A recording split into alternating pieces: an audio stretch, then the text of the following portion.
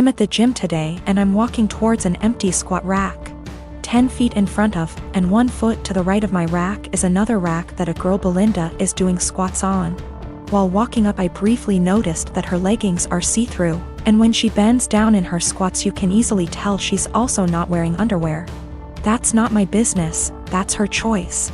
But it made me uncomfortable to take a rack that was kinda behind her.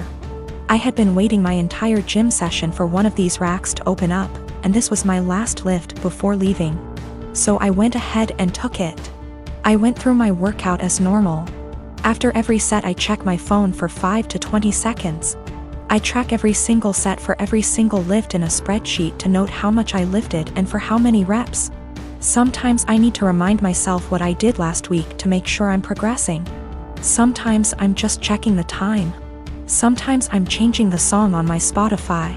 Tonight specifically, there was a very important basketball game being played, so I wanted to keep up with the score. So I use my phone a lot at the gym. I finished my 3rd set when Belinda turns around and walks up to me, with her phone up yelling, "What the are you doing?" Perv stop pictures of me. I'm caught completely off guard, but I explain that I'm just taking notes on what I'm lifting. That I'm not paying attention to her at all. She's being extra loud so other people are looking at me, plus she's recording me, and she demands I go through my pics /vids to show her what I was recording, and I delete the ones I took of her. I try to again explain I didn't record anything of her at all. She's yelling that if I have nothing to hide I should have no problem showing her, so I insist on going to gym management. Once at the front we both explain our stories. She's still recording. The normal gym attendee asks me if I'm willing to show her, a neutral third party, my pics /vids. She also says if I have nothing to hide it's not a big deal and we can squash it right now. I refuse. I have my own uncensored pics in there plus those of my GF. I'm not gonna let anyone force me to show them for some bullshit. I do show her my spreadsheet which shows it's been revised over 15 times in the past 50 minutes. So that proves what I was using my phone for.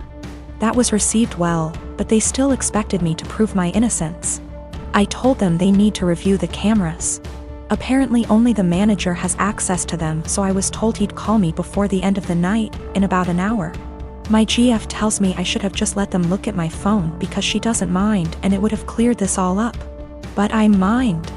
I get that someone wouldn't want someone taking pics of them. But violating my privacy to prove I wasn't taking pics of you crosses a line for me. Just talked to the manager. He checked the footage. He couldn't see what was on my screen in the footage. But he said it looks like I had my phone pointed towards the ground right in front of me the whole time.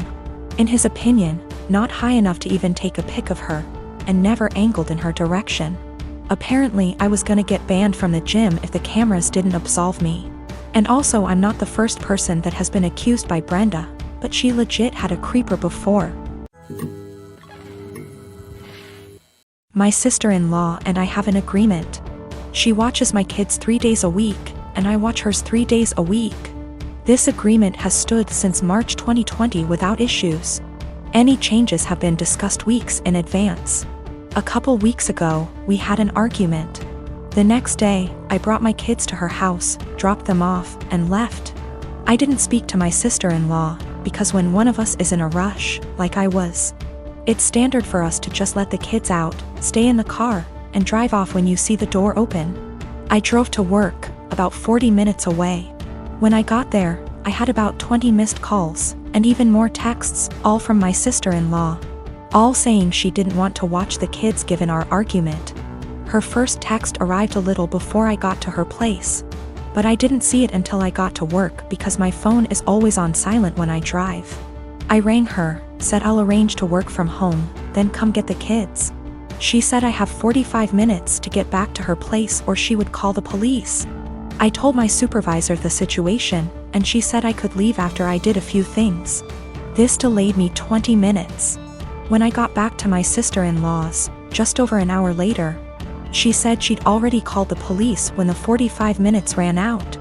I then had to stick around long enough to tell the officer that I didn't abandon my children, there was just a communication issue. Sister-in-law and I had another shouting match later over this. I arranged other childcare for my kids and I've been mostly ignoring her since. However, she reached out and apologized, and has asked if I'd be willing to go back to the old childcare arrangement. I work with kids. If I got child abandonment on my record, I would never work in my field again, which she knew. And her calling the police was a massive overreaction, so if she needs a babysitter she can go whistle for all I care. She said that if I checked my phone, talked to her that morning, or came back when I was supposed to, she would not have needed to call the police, and I did this to myself. As she gave me a warning with that first text, and I could have checked my phone or spoken to her directly when I got to her place. All of which she says she would have done if she were in my position, given that we'd argued the night before. I've told her that if she thinks I'm babysitting for her, she's delusional, and she's on her own. Because of my refusal, it's looking like she may have to quit her job because my brother and her would pay more for a babysitter than they would earn from her working. My mother and brother have both called me an arsehole because there were no consequences to her calling the police, and that while she overreacted, she's apologized, so if I really forgive her, I'll let us move on. This income loss would also mean that she, my brother, and my niece and nephew might need to move somewhere cheaper. That my brother might have to take on extra hours at work. And in an extreme scenario they may even be completely unable to live independently, meaning they'd have to move in with her parents, who live several hours away. I don't have kids and I have no experience with babies or motherhood or children. I'm 18 and beyond being around them in group settings where at least one of the parents and a ton of other people are around, that's it. My brother's wife had a baby 17 days ago. I didn't go visit them yet, but my brother and sister-in-law sent me some pictures. My brother said our cousin Rachel was around a lot because my sister-in-law is having trouble breastfeeding and Rachel is a big believer in it and is helping her. I offered to help them if I needed it, and on Saturday they asked me to go to grocery store for them because no home delivery had an open spot. When I dropped the food off I was shocked at how bad my sister-in-law looked. She literally looked like the Walking Dead. Barely awake and not showered, and she was actually crying because she was so frustrated. It actually scared me how bad she looked. At first I didn't want to but it bothered me so much I went back to the store and got a can of baby formula. I figured it would give her a break and my niece could eat. It was even worse when I gave it to my sister-in-law because I said it was no big deal if my niece got formula. It wasn't a problem. My sister-in-law broke down and I was honestly scared because she was weeping. Like in the movies when someone dies, kind of weeping. No one told her it was okay not to breastfeed. She felt so guilty because of Rachel butting in and no one telling her formula was okay. I actually ripped my brother a new one because he sat back while my sister-in-law suffered. There was no way he didn't see how bad she looked, no offense, but she looked terrible. I got my sister-in-law to shower after my niece ate and fell asleep, and I changed the sheets on the bed, and told my sister-in-law to sleep while my niece slept, and I said I would get more baby formula. I thought I did the right thing because my sister-in-law actually stopped crying, showered and slept, and the next 3 days she looked better and didn't cry again. My niece gets full. My idiot brother smartened up and told Rachel to stay away and everyone else, especially our parents and SIL's parents, to butt out. They take turns feeding so they both can sleep. My parents and Rachel are furious at me. SIL's sister was in agreement with Rachel and left me an angry voicemail full of swearing. Rachel basically had sister-in-law holding the baby while topless 24/7, and my dumbass brother sat there and didn't help with the baby at all. Rachel breastfed all her kids until they could walk and talk and never had problems, but my sister-in-law obviously did. My dad said I overstepped and should not have butted in. I was scared shitless after seeing sister-in-law on Saturday. Since I'm not a mother or baby expert, I have no idea what it is like with a newborn. I'm second guessing now after feeling like I did the right thing because everyone is angry with me.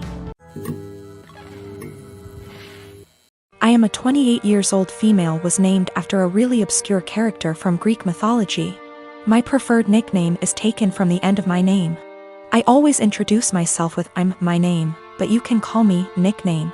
None of my co-workers in the small business we work for have ever had a problem with this before, until Megan, the niece of Jeff, one of the two owners, was hired. Jeff and Dave co-own the business, but Dave does the actual day-to-day running of the business.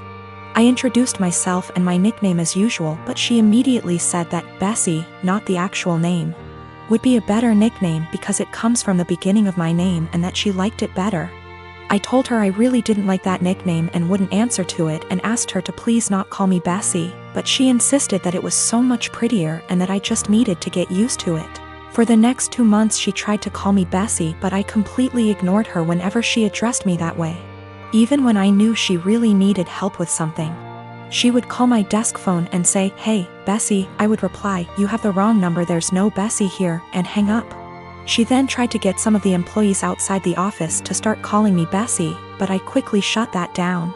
I usually finish my work early and help them with a lot of tedious little things that aren't part of my job description, and threatened to stop helping them unless they used my preferred nickname. Friday she decided she was going to get me to respond to Bessie no matter what. We have an open office design but are at opposite ends. She started calling out Bessie in a sing-song voiceover and over again to try and annoy me enough to respond.